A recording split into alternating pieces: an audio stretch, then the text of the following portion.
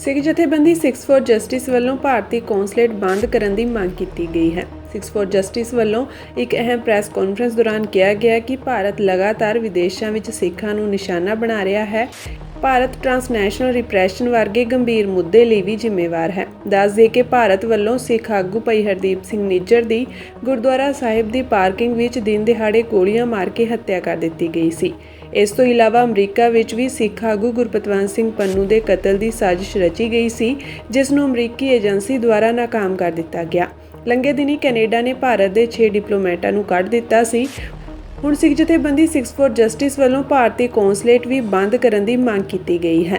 Sikh group seeks permanent closure of Indian Consulate in Toronto and Vancouver, October 15th, 2024, Surrey, BC. In the wake of expulsion of Indian High Commissioner Sanjay Verma, sovereignist group Sikhs for Justice asked the Trudeau government to shut down Indian consulates in Toronto and Vancouver to decimate the Indian spy network operating in Canada, which is threatening life and liberty of pro-Khalistan Sikhs. While expulsion of Indian diplomats is a positive step towards securing Canadian Sikhs from India's violent transnational repression, it is not sufficient by any means, because India's network in Canada will continue to operate so long as the consulates in Toronto and Vancouver are allowed to exist, stated Gurpatwant Singh Pannu, General Counsel to Sikhs for Justice. Citing the examples of Ottawa-based think tank, the MacDonald-Laurier Institute, MLI, which published a baseless report, Khalistan, a project of Pakistan, and MP Chandra Arya, who openly supports Modi regime's violent transnational repression against Canadians.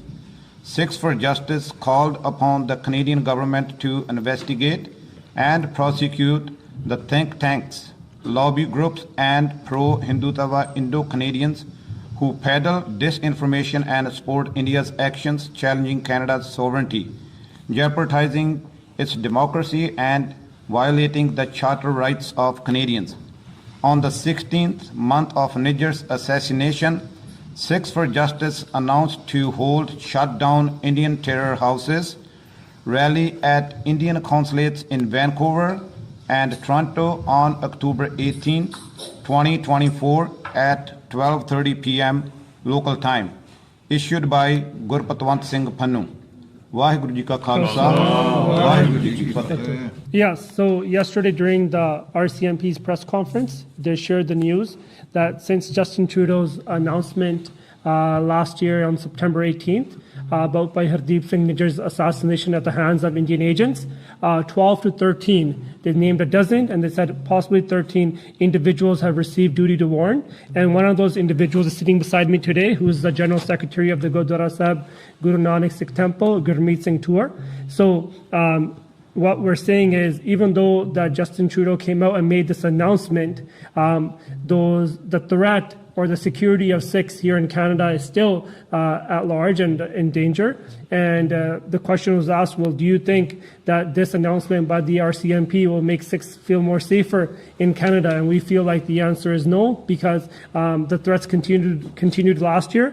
And we as Sikhs feel like until the Indian embassies in the Indian consulates in Vancouver and in Toronto are not shut down, the safety and the security of Sikhs will still be in question. Thank you. I do have another question, actually. I was wondering if you could elaborate on what you're hearing about the alleged involvement of the Bishnoi gang in all of this. Well, I can add to that. And also furtherance to your previous question. When Hardeep Singh Nijjar was assassinated, the Canadian government expelled Indian diplomat who was head of their intelligence agency. Since then, the RCMP has indicated the threat to Canadian Sikhs has increased. It didn't diminish. And now they've expelled 6 more diplomats from India. And looking at the pattern, we have a strong belief that the threat will still not subside. It will increase, because India is taking the right to self-determination of Punjab very seriously and wishes to quell it. Now, in regards to the individuals that are responsible for pulling the trigger, these people are merely tools. It's not the Vishnu gang or any other gang or this person or that person. The issue is who is collecting that information, who is sending this information to those gangsters and those individuals who are the hitmen, and why. And the RCMP laid it out quite clearly that Indian diplomats in Canada are actively monitoring, looking at the behavior patterns and activities of pro-Khalistani Sikhs, and then sharing that information with individuals back in India with the intent that those individuals be harmed or be in various forms, whether it's through extortion or physically or even murder. And that is the issue. It's not the gang members. They're merely tools for the Indians. And that's the secondary issue. And I'm sorry, there was a bit of confusion at the beginning. Could you just repeat your name and position as well? Sure. My name is Jatinder Singh Garwal. I am a member of Sikhs for Justice. I'm a director with the organization. Thank you.